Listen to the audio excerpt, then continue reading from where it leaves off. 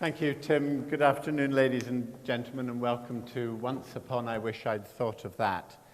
Just to echo what Tim has said, SOFII is a gift from fundraisers to other fundraisers all over the world. It's a gift from you. It's a gift from people like you. And with that gift, you say, here is all you need to know and to have to do your job as a fundraiser better. SOFII is now being translated into French, Spanish, Italian, Portuguese, and we have very big, ambitious plans for SOFII. And as Tim says, the major thing that we need to do, thanks to this event, thanks to help from people like Open, to all of our other supporters, is we're going to build SOFII version 3. It's going to be the best website the sector has ever seen. So I hope you will join with me and help make that happen, because it does depend on you.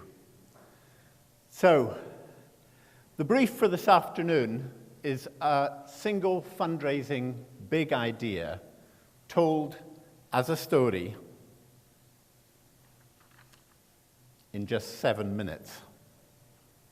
And the big idea that I want to celebrate is storytelling itself. And the story I want to tell you is called The Ultimate Donation, and it's subtitled Ken's Worst Nightmare.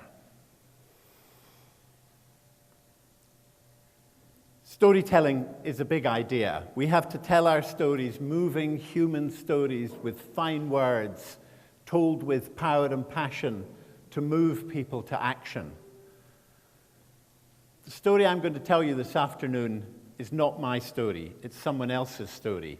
And that also is what we fundraisers have to do. We have to tell other people's story in such a way that it will inspire and motivate and move people to do something to make a difference. That's what we fundraisers do. So before I start, I want to just ask you one question. How many of you here have got children? Okay, about half of you. Well, you don't need to have children to appreciate this story, but I think it will help. These are my children. That's Joe seated, it's his birthday. Joe's in advertising. And that's Charlie lighting the candle. Charlie's a human rights lawyer. And I love them to bits. They matter more to me than anything in the world. And if anything happened to either of them, I don't know what I would do. But they do worry me, this pair. They do worry me quite a lot. This is them getting ready to go up to one of Joe's clubs up west, putting their makeup on in the mirror. So I'm going to move quickly away from that, but just to say, we all love our children. And if anything happens to them, it's more than we can bear. So I want to talk to you about the ultimate donation. But as I said, this is not my story. This is the story of another Ken. But this is someone you know. This is Ken Kesey, who wrote the book One Flew Over the Cuckoo's Nest. And some years ago, Ken's son Jed was injured in a road accident, and he was fatally injured. And Ken had to write to his friends and family to tell them what had happened. And he wrote a story called One Man Gathers What Another Man Spills. And I want to read that story to you now. What Ken did was he raised money for this memorial to his son, which overlooks the site of his accident. So every parent's worst nightmare. The phone rang in the nurse's quarters. It was the doctor, for me. He had just appraised all the latest readouts on the monitors. Your son is essentially dead, Mr. Kesey. I'm very sorry. And the sorrow rang absolutely honest. And then the doctor asked a strange thing. He wanted to know what kind of a kid Jed was. Zane and I both demanded what he meant. He said he was wondering how Jed would have felt about being an organ donor. Our hearts both jumped. He would love it. Jed's always been as generous as they come. Take what you can use. The doctor waited for our elation to ease down, then told us that to take the kidneys, they had to take them before the life support was turned off. Did we understand? After a while, we told him that we did.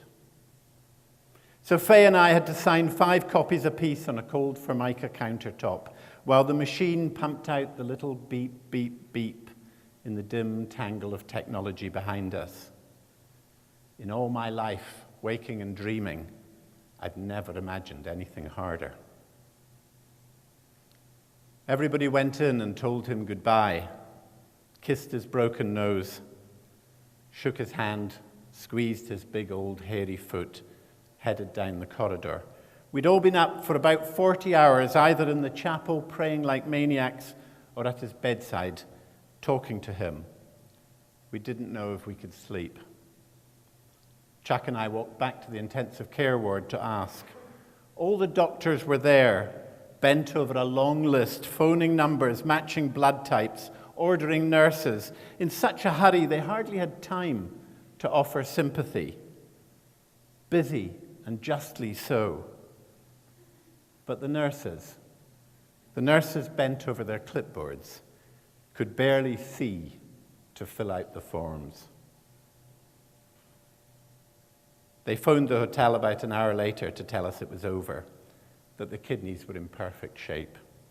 That was about 4 a.m. They phoned again a little after 6 to say that the kidneys were already in 2 young somebodies. What a world. We've since heard that they used 12 things out of him, including corneas. And the red-winged blackbirds sing in the budding green gage plum tree. With love, Ken.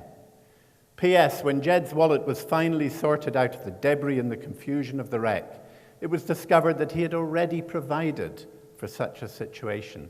He had signed the place on his driver's license, indicating that he wanted to be an organ donor in the event of etc., etc. One man gathers what another man spills. Now, I make no apology for telling you such a difficult story, because it's what we fundraisers have to do. Our donors can't be with us at times like this. And so we have to take them with us into that place, into that room, into that hellish room. And we have to show them the reality. And we have to show them that they can do something, that they can be a help, that they can even do something wonderful. Storytelling is our job. And we have to do it well. And we have to do it with power and passion and fine writing that will move people to action. Thank you for listening to me.